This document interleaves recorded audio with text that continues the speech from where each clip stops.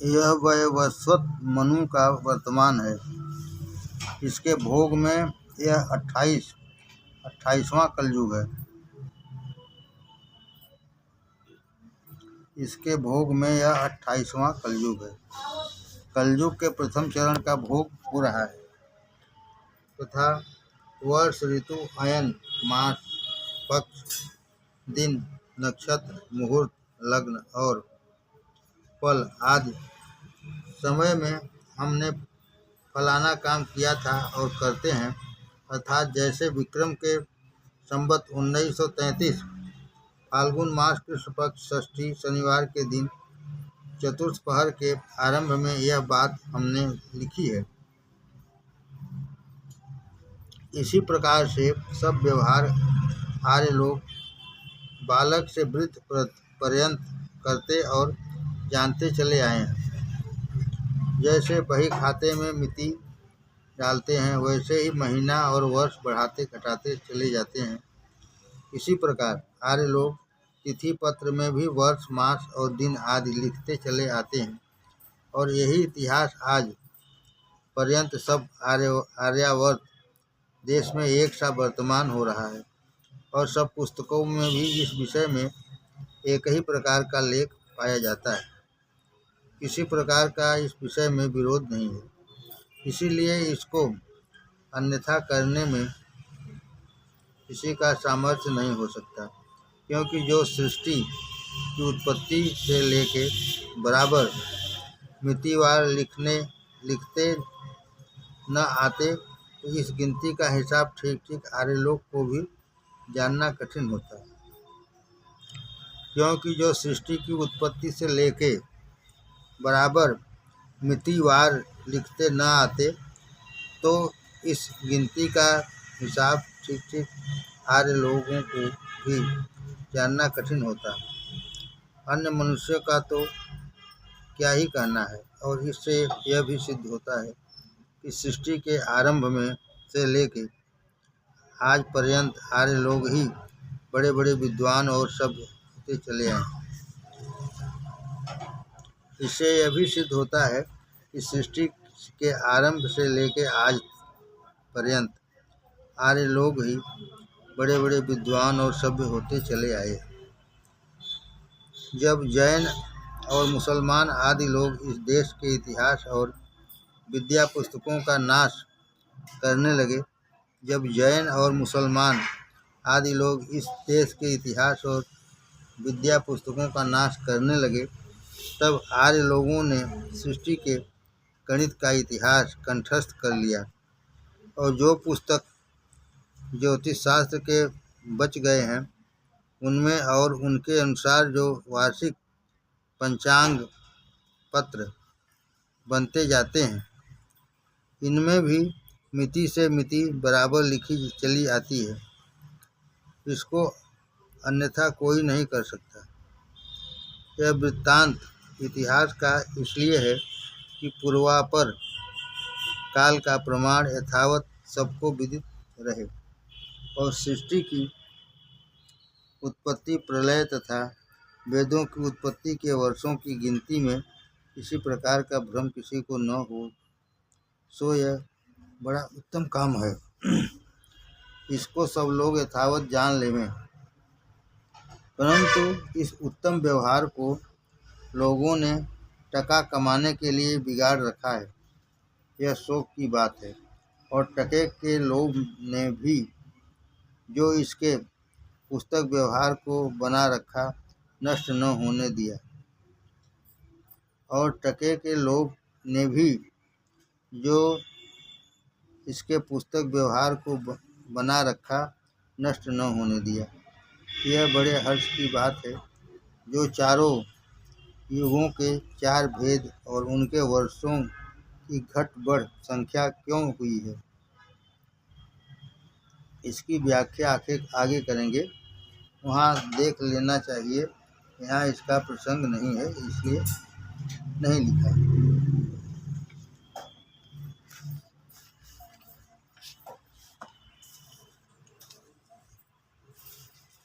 इससे जो अध्यापक विल्सन साहब और अध्यापक मोक्स मूलर साहब आदि यूरोप खंडवासी विद्वानों ने बात कही है कि वेद मनुष्यों के रचे हैं किंतु श्रुति नहीं है, उनकी यह बात ठीक नहीं है। और दूसरी यह है कि कोई कहता है कि 2400 वर्ष वेदों की उत्पत्ति को हुए, कोई 2900 वर्ष, कोई 3000 वर्ष, कोई कहता है 3100 वर्ष वेदों की उत्पन्न हुए बीते हैं। उनकी यह भी बात झूठी है, क्योंकि उन लोगों ने हम आर्य लोगों की नित्य प्रति की दिनचर्या का लेख और संकल्प पठन विद्या को भी यथावत न सुना और न विचारा है। नहीं तो इतने ही विचार से यह भ्रम उनको नहीं होता। इससे यह जानना अवश्य चाहिए कि वेदों की उत्पत्ति परमेश्वर से ही हुई है, और जितने वर्ष अभी ऊपर गिन आए हैं उतने ही वर्ष वेदों और जगत की उत्पत्ति में भी हो चुके हैं। इससे क्या सिद्ध हुआ कि जिन ने अपनी अपनी देश भाषाओं में अन्यथा व्याख्यान वेदों के विषय में किया है, उनका भी व्याख्यान मिथ्या है। क्योंकि जैसा प्रथम लिखाए हैं, जब पर्यंत 1000 चतुर्युगी व्यतीत न हो चुकेगी, तब पर्यंत ईश्वरोक्त वेद का पुस्तक यह जगत और हम सब मनुष्य लोग भी ईश्वर के अनुग्रह से सदा वर्तमान रहेंगे। अब अथ वेदानाम नित्य तत्व विचार। अब वेदों के नित्य तत्व का विचार किया जाता है। सो वेद ईश्वर से उत्पन्न हुए हैं, इससे वे स्वतः नित्य स्वरूप ही है, क्योंकि ईश्वर का सब सामर्थ्य नित्य ही है। क्योंकि ईश्वर का सब सामर्थ्य नित्य रूप ही है। इस विषय में कितने ही पुरुष ऐसी शंका करते हैं कि वेदों में शब्द, छंद, पद और वाक्यों के योग होने से नित्य नहीं हो सकते। इस विषय में कितने ही पुरुष ऐसी शंका करते हैं कि वेदों में शब्द, छंद, पद और वाक्यों के योग होने से नित्य नहीं हो सकते। जैसे बिना बताने से घड़ा नहीं बनता, इसी प्रकार से वेदों को भी किसी ने बनाया होगा। जैसे बिना बनाने से घड़ा नहीं बनता, इसी प्रकार वेदों को भी किसी ने बनाया होगा, क्योंकि बनाने के पहले नहीं थे और प्रलय से भी न रहेंगे, प्रलय में भी नहीं रहेंगे। इससे वेदों को नित्य मानना ठीक नहीं है, क्योंकि बनाने के पहले नहीं थे और प्रलय में भी नहीं रहेंगे। इससे वेदों को नित्य मानना ठीक नहीं है। उत्तर: ऐसा आपको कहना उचित नहीं, क्योंकि शब्द दो प्रकार का होता है, एक नित्य और दूसरा कार्य। इनमें से जो शब्द, अर्थ और संबंध परमेश्वर के ज्ञान में है, वे सब नित्य ही होते हैं, और जो हम लोगों की कल्पना से उत्पन्न होते हैं, वे कार्य होते हैं।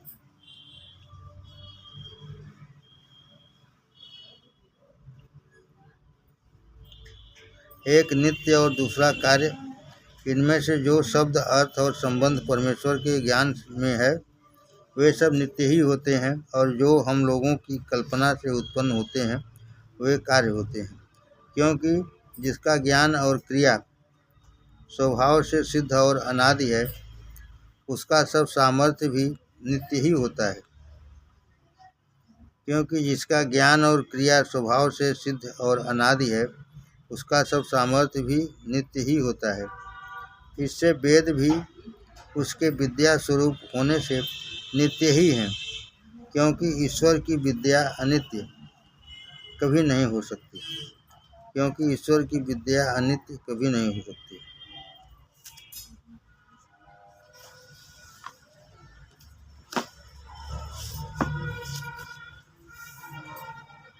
प्रश्न: जब सब जगत के परमाणु अलग अलग होकर कारण रूप हो जाते हैं, तब जो कार्य रूप सब स्थूल जगत है उसका अभाव हो जाता है। उस समय वेदों के पुस्तकों का भी अभाव हो जाता है।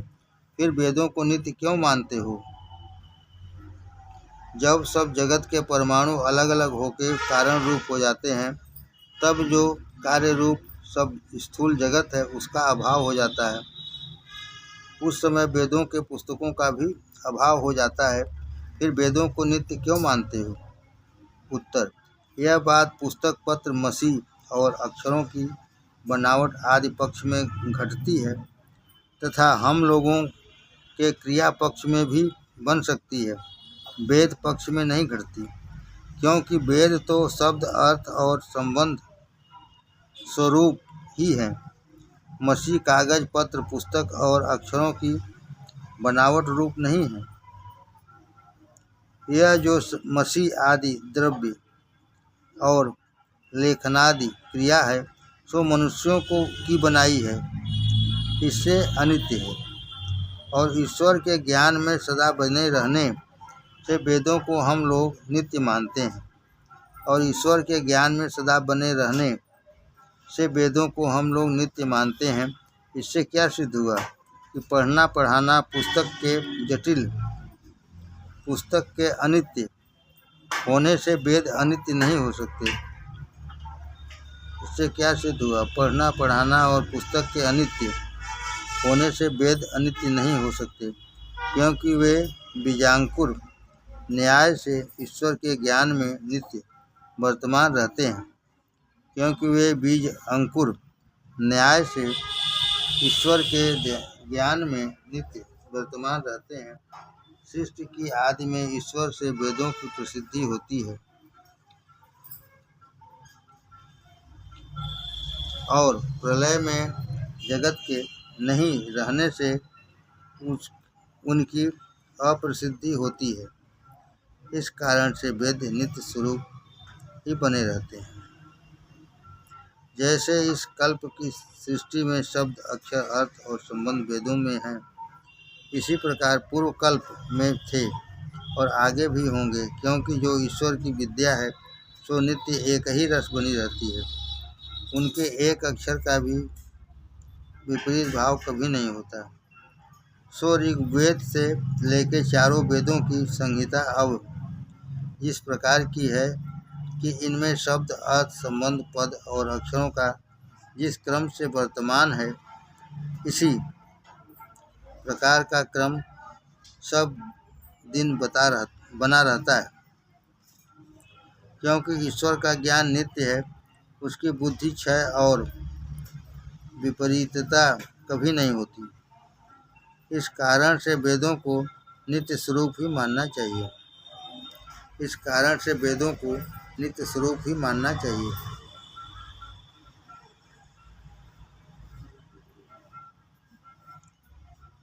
भाषार्थ: यह जो वेदों के नित्य होने का विषय है, इसमें व्याकरणादि शास्त्रों का प्रमाण साक्षी के लिए लिखते हैं। इनमें से जो व्याकरण शास्त्र हैं सो संस्कृत और भाषाओं के शब्द विद्या का मुख्य मूल प्रमाण है। उसके बनाने वाले महामुनि पाणिनि और पातंजलि। इसमें से जो व्याकरण शास्त्र है सो संस्कृत और भाषाओं के शब्द विद्या का मुख्य मूल प्रमाण है। उसके बनाने वाले महामुनि पाणिनि और पातंजलि हैं। उनका ऐसा मत है कि सब शब्द नित्य है, क्योंकि इन शब्दों में जितने अक्षरादि अवयव हैं वे सब कूटस्थ अर्थात विनाश रहित हैं और वे पूर्वापर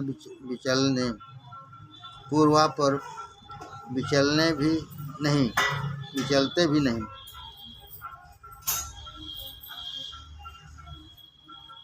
इन शब्दों में जितने अक्षरादि अवयव हैं वे सब कूटस्थ अर्थात विनाश रहित हैं और वे पूर्वापर विचलते भी नहीं। उनका अभाव व आगम कभी नहीं होता। इससे वैदिक अर्थात जो वेद के शब्द और वेदों से जो शब्द लोक में आए हैं वे लौकिक कहते हैं। वे भी सब शिष्य सब नित्य ही होते हैं। वेदों के जो शब्द लोक में आए हैं वे लौकिक कहते हैं। वे भी सब नित्य ही होते हैं, क्योंकि उन शब्दों के मध्य में सब वर्ण अविनाशी और अचल हैं तथा इनमें लोक आगम और विकार नहीं बन सकते। इस कारण से पूर्वोक्त शब्द नित्य हैं।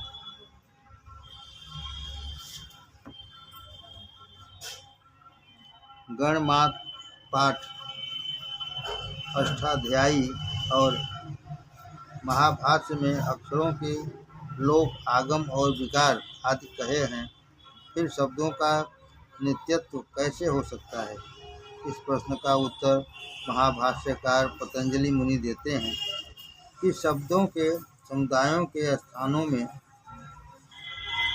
अन्य शब्दों के समुदायों का प्रयोग मात्र होता है, जैसे वेद पार गम ग सु गु सप तिक। इस पद समुदाय वाक्य के स्थान में वेद पारगो अभवत इस समुदायांतर का प्रयोग किया जाता है।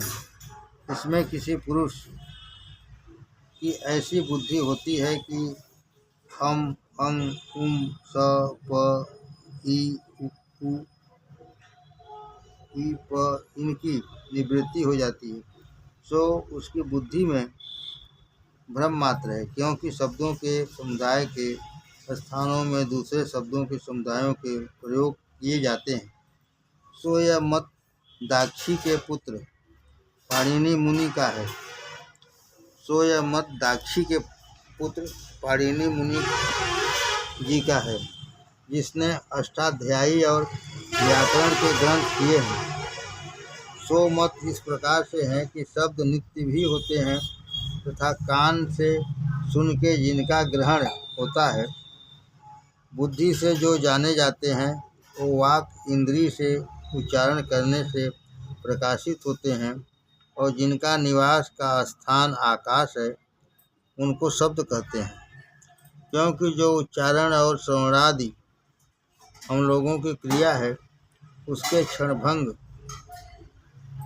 होने से अनित्य गिनी जाती है। इससे शब्द अनित्य नहीं होते, क्योंकि यह जो हम लोगों की वाणी है वही वर्ण के प्रति अन्य अन्य होती जाती है, परंतु शब्द तो सदा अखंड एक रस ही बने रहते हैं।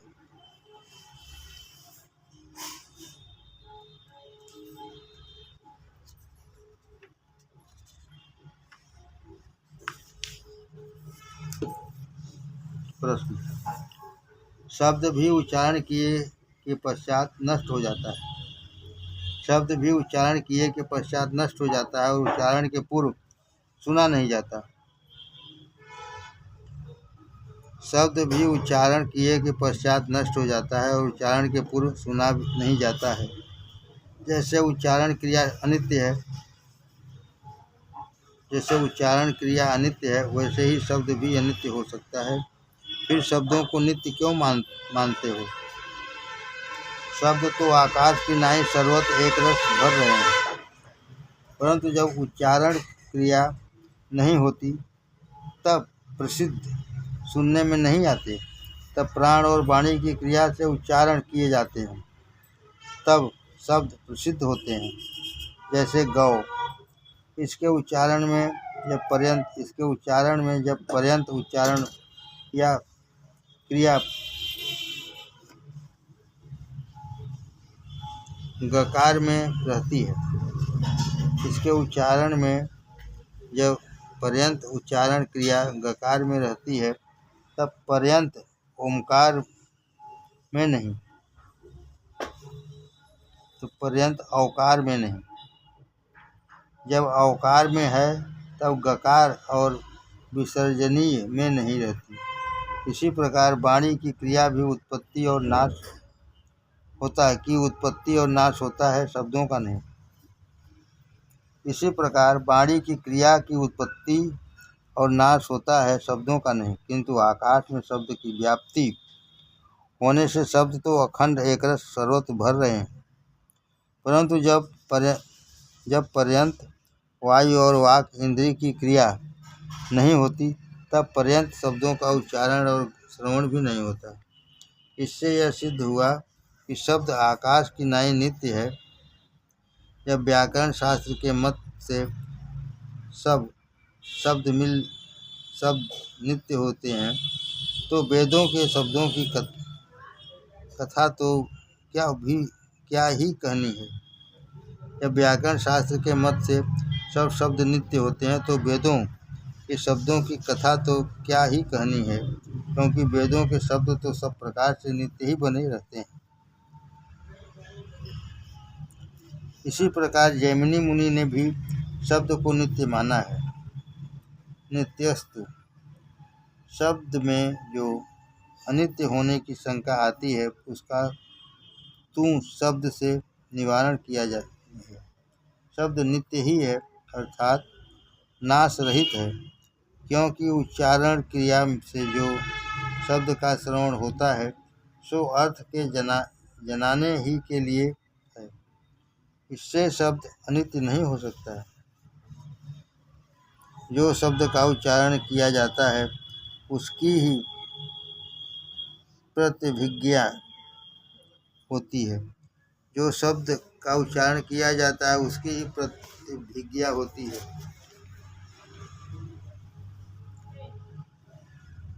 कि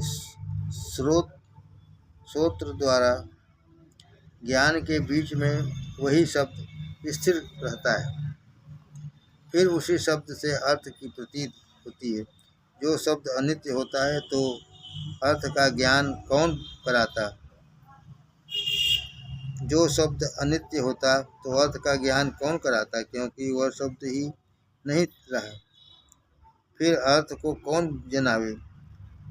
और जैसे अनेक देशों में अनेक पुरुष एक काल में ही एक गो शब्द का उच्चारण करते हैं, इसी प्रकार उसी शब्द का उच्चारण बार बार भी होता है।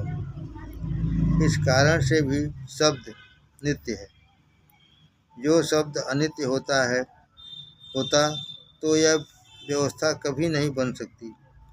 सो जैमिनी मुनि ने इस प्रकार के अनेक हेतुओं से पूर्व मीमांसा शास्त्र में शब्द को नित्य शब्द किया है। इसी प्रकार वैशेषिक शास्त्र में कणाद मुनि ने भी कहा है, वेद ईश्वरोक्त है, इनमें सत्य विद्या और पक्षपात रहित धर्म का ही प्रतिपादन है। इससे चारों वेद नित्य हैं। ऐसा ही सब मनुष्यों का मानना उचित है, क्योंकि ईश्वर नित्य है। इससे उसकी विद्या भी नित्य है। जैसे ही न्याय शास्त्र में गौतम मुनि भी शब्द को नित्य कहते हैं, वैसे ही न्याय शास्त्र में गौतम मुनि भी शब्द को नित्य कहते हैं। मंत्रायु वेदों को नित्य ही मानना चाहिए, क्योंकि सृष्टि के आरंभ से लेकर आज पर्यंत ब्रह्मादि जितने आप्त होते गए आए हैं, वे सब वेदों को नित्य ही मानते आए हैं।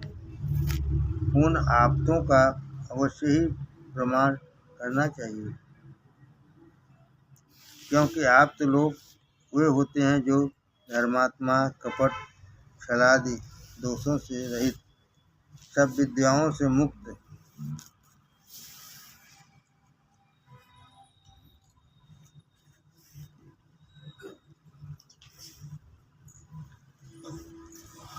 जो धर्मात्मा, कपट, छलाद दोषों से रहित, उन आप्तों का अवश्य ही प्रमाण करना चाहिए, क्योंकि आप्त लोग वे होते हैं जो धर्मात्मा, कपट, छलादि दोषों से रहित, सब विद्याओं से युक्त, महायोगी और सब मनुष्यों के सुख होने के लिए सत्य का उपदेश करने वाले हैं, जिनमें लेश मात्र भी पक्षपात व मिथ्याचार नहीं होता। उन्होंने वेदों का यथावत नित्य गुणों से प्रमाण किया है।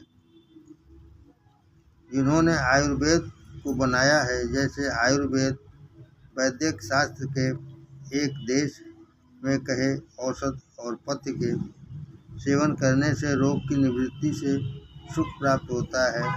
जैसे उसके एक देश के कहे के सत्य होने से उसके दूसरे भाग का भी प्रमाण होता है।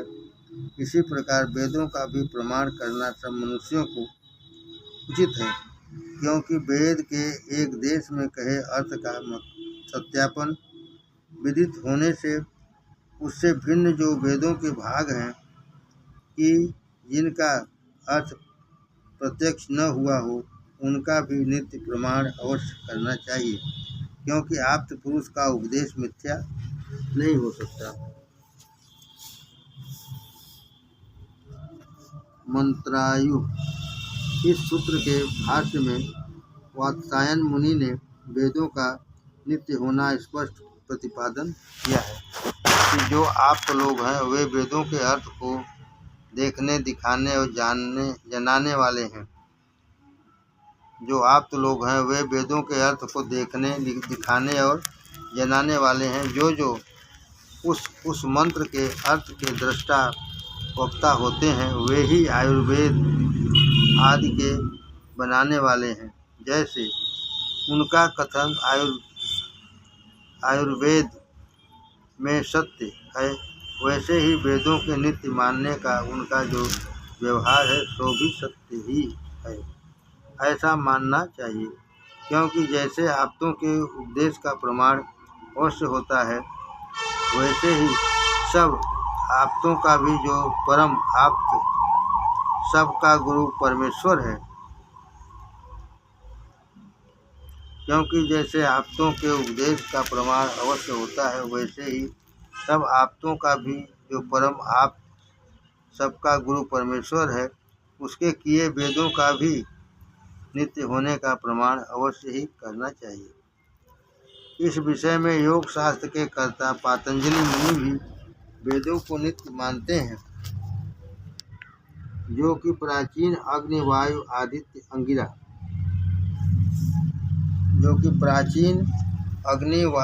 आदित्य, अंगिरा, और ब्रह्मादि पुरुष सृष्टि की आदि में उत्पन्न हुए थे, उनमें लेके हम लोग पर्यंत और हमसे आगे जो होने वाले हैं, इन सब का गुरु परमेश्वर ही है। क्योंकि वेद द्वारा सत्य अर्थों का उपदेश करने से परमेश्वर का नाम गुरु है। क्योंकि वेद द्वारा सत्य अर्थों का उपदेश करने से परमेश्वर का नाम गुरु है, सो ईश्वर नित्य ही है। क्योंकि ईश्वर में क्षणादि काल की गति का प्रचार ही नहीं है। क्योंकि ईश्वर में क्षणादि काल की गति का प्रचार ही नहीं है, और यह अविद्या आदि क्लेशों से और पाप कर्म तथा उनकी वासनाओं के भोगों से अलग है, जिसमें अनंत विज्ञान सर्वदा एक रस बना रहता है। उसी के रचे वेदों का भी सत्यार्थपना और नित्यपना भी निश्चित है। ऐसी ही सब मनुष्यों को जानना चाहिए। इसी प्रकार से सांख्य शास्त्र से कपिलाचार्य भी कहते हैं, परमेश्वर की निज अर्थात स्वाभाविक जो विद्या शक्ति है, उससे प्रकट होने से वेदों का नित्यत्व और स्वप्रामाण्य सब मनुष्यों को स्वीकार करना चाहिए।